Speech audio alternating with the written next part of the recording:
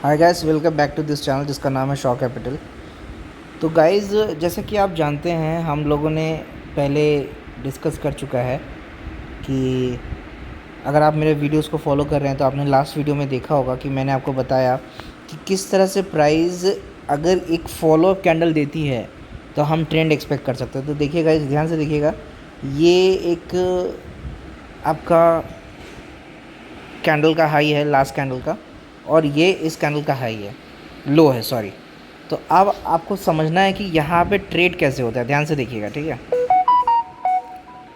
हम ये कहना चाह रहे हैं गाइस कि अगर मार्केट को एक ट्रेंड में जाना है तो वो कैंडल के बाद जो अगला कैंडल है उसमें वो ट्राई करेगा कि वो मोमेंटम को ट्रेड कंटिन्यू करे, ठीक है। तो red candle followed by a red candle, momentum continuous होता है। तो देखिए यहाँ पे एक रेड कैंडल है जिसके पहले भी एक रेड कैंडल था, मगर इस रेड कैंडल के बाद हमें एक रेड कैंडल की एक्सपेक्टेशन थी उसके नीचे की तरफ, लोअर साइड्स में, ताकि हम मोमेंटम को एक्सपेक्ट कर सके कि वो नीचे की तरफ जा सकती है। मगर ऐसा हुआ नहीं गाइज, नीचे मार्केट गई, सस्टेन करने की कोशिश करी, मगर उसके बाद फिर बहुत ज़्यादा निफ्टी में बाइंग हैपनिंग हुआ, जिसके कारण बैंक निफ्टी को भी यहाँ पे एक पॉजिटिव कैंडल देखने को पड़ा। मगर अगर आप निफ्टी देखेंगे, निफ्टी का जो कैंडल है वो ज़्यादा स्ट्रॉन्ग और ग्रीन कैंडल है, आप देखिए, ठीक है, जो कि काफ़ी अच्छे रिजेक्शंस पॉइंट हमें दिखा रही है। तो अब चलते हैं बैंक निफ्टी पे, ठीक है।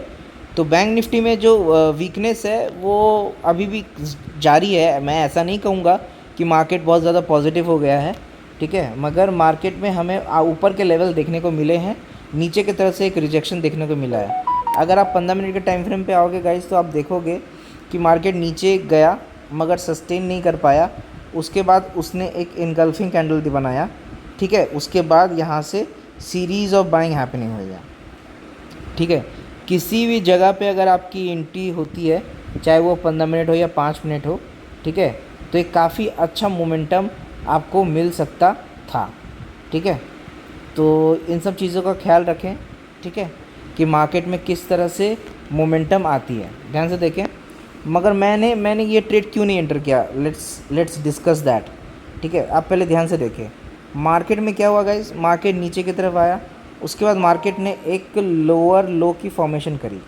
अब ये जो ऊपर जा रहा है प्राइस ना, ये भले ही 15 मिनट में इनगल्फिंग जैसा कुछ बना दिया था, अगर आप देखें इनगल्फिंग जैसा कुछ बना दिया था, मगर श्योरिटी तभी भी नहीं थी कि ये प्राइस को ऊपर इतनी दूर लेके जा पाएगी। हम लोग एक्सपेक्ट कर रहे थे लोअर लो, क्योंकि मोमेंटम, सेलर, ओआई सब कुछ बोल रहा था कि सेल के जो चांसेस हैं वो ज़्यादा है, ठीक है। मगर यही इसी लोग कहते हैं ना, मार्केट में प्लीज़ आप वो ना करें जो आपको लगता है आपको करना चाहिए, मार्केट में वो आप वो करें जो आपको दिख रहा है आपको करना करना चाहिए, ठीक है। जो दिख रहा है बाइंग होते हुए जब दिख रही है तो आपको बाइंग करना चाहिए था, सिंपल, ठीक है।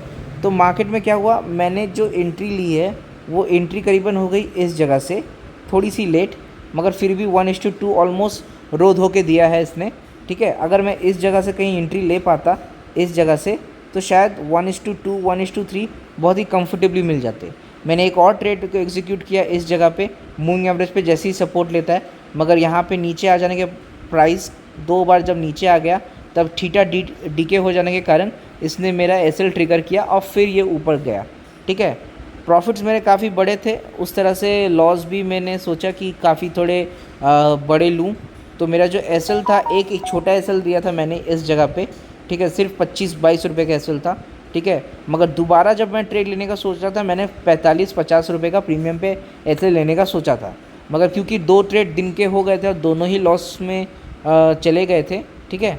एक ये प्रॉफिट हुआ था, मगर उससे पहले ही शायद मैंने कोई ट्रेड एग्जीक्यूट किया था, सॉरी हाँ, उससे पहले मैंने ये ट्रेड एग्जीक्यूट किया था। ध्यान से देखिएगा, मैं आपको अभी दिखाता हूँ, ठीक है।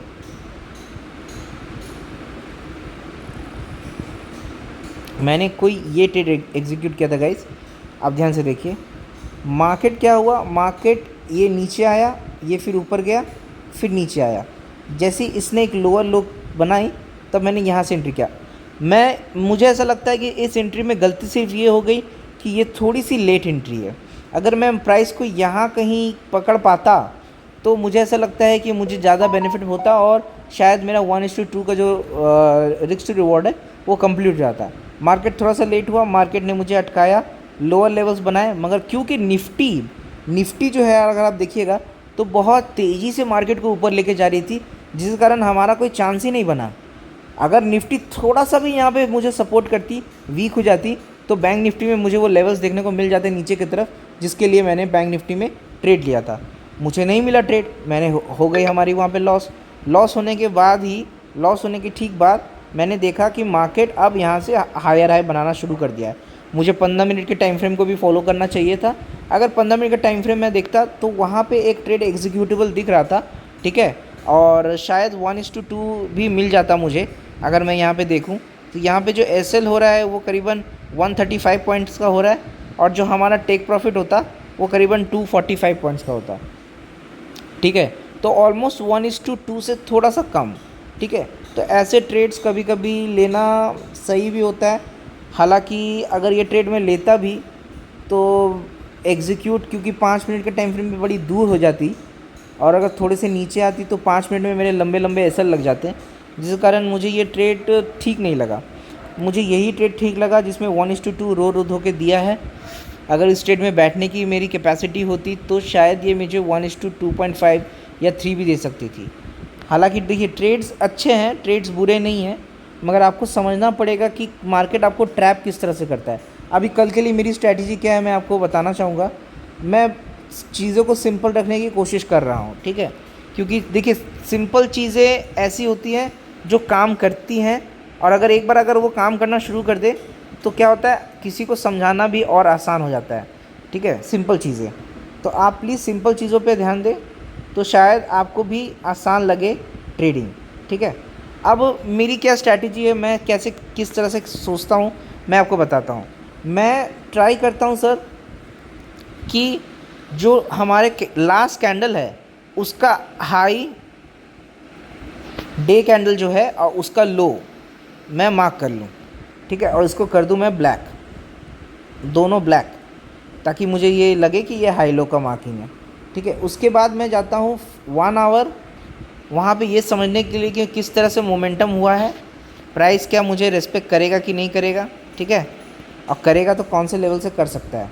फिर जाता हूँ मैं 15 मिनट जाके देखता हूँ कि कौन कौन से वो एरिया है जहाँ पे सपोर्ट और रेजिस्टेंस फॉर्म हुए हैं। तो आप देखो ये एक बहुत अच्छा एरिया लग रहा है जहाँ पे आपको रेजिस्टेंस और सपोर्ट दोनों दिख रहा होगा, ठीक है। ये एक एरिया देखिए, इस एक प्राइस एक बार टच किया, 2 बार टच किया, और तीसरा बार यहाँ से प्राइस ऊपर गया था। तो ये एक एरिया है गाइस, कोशिश कीजिएगा मैक्सिमम टच पॉइंट्स देने का, ठीक है। उसके बाद अगर हम ऊपर आते हैं तो ऊपर में और कोई लेवल फ़िलहाल दिख नहीं रहा है। एक ये लेवल हम लोग मार्क कर सकते हैं, ये लेवल बहुत ही इंपॉर्टेंट लेवल है, क्योंकि यहाँ से प्राइस नीचे भी आया है सर, और इसी लेवल से 3-4 बार प्राइस ऊपर भी गया है। 1, ठीक है, 2, ठीक है, और थोड़ी सी अगर हम लोग और ऊपर आएँ तो ये लेवल भी काफ़ी इम्पॉर्टेंट है, जहाँ से प्राइस बहुत बार ऊपर नीचे कर चुका है, ठीक है। तो ये जो प्राइस है, ठीक है, तो ये कुछ एरियाज़ है जो मार्केट में थोड़ी लग रही हैं ट्रिकी, ठीक है। ऊपर के लेवल्स ड्रॉ हो गए। अगर हम नीचे आते हैं बैंक निफ्टी में, तो नीचे में अगर आप देखें, ठीक है, तो कुछ उस तरह से खासा लेवल्स हमें दिख नहीं रहे हैं। नीचे में बैंक निफ्टी में सिर्फ एक ही लेवल मुझे दिख रहा है, वो है ये। अगर बैंक निफ्टी बहुत ट्रैवल करता है तो ये लेवल्स करीबन 500-600 का लेवल है, ठीक है। उसके बाद ये एक लेवल है जो इंटरेस्टिंग हो सकता है, ठीक है। उसके बाद और कोई लेवल इस तरह का मुझे लग नहीं रहा है इंटरेस्टिंग, ठीक है। तो ये जो लेवल्स है जो मैंने ड्रॉ कर दिए हैं, अब इन लेवल को सिर्फ ड्रॉ करना ही आपका फ़र्ज़ नहीं है, आपको बहुत कुछ सोचना पड़ेगा। आपको सोचना पड़ेगा कि प्राइस कौन से लेवल्स पे है। तो देखिए प्राइस 51,000 के लेवल पे है, 50,500 के लेवल पे है। अगर आप ये राइट हैंड साइड में देखें तो सारा भाव मार्किंग का भाव लिखा गया है, ठीक है। 51,400 के लेवल पे है, ठीक है, 52,000 के लेवल पे है, और 52,177, तकरीबन 52,200 के लेवल पे है। तो ये जो लेवल्स है ना, इन लेवल को ध्यान से देखिएगा, और इन लेवल पे आपको क्या करना है, 5 मिनट के टाइम फ्रेम पे जाके देखना है कि प्राइस किस तरह से इन लेवल से या तो रिजेक्ट या तो सपोर्ट करके आगे जाती हैं। ये दो चीज़ अगर आप पकड़ लोगे ना तो मार्केट आपके लिए काफ़ी आसान हो सकता है। तो ये बस ये दो चीज़ों पे ध्यान दो, ठीक है, और आपके लिए मार्केट काफ़ी आसान हो सकता है।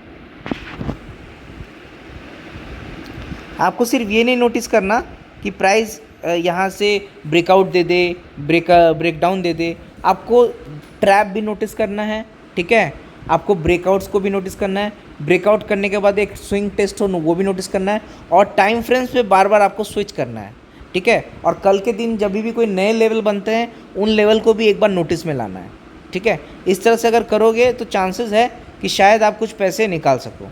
Thank you so much for watching this channel जिसका नाम है शॉ कैपिटल।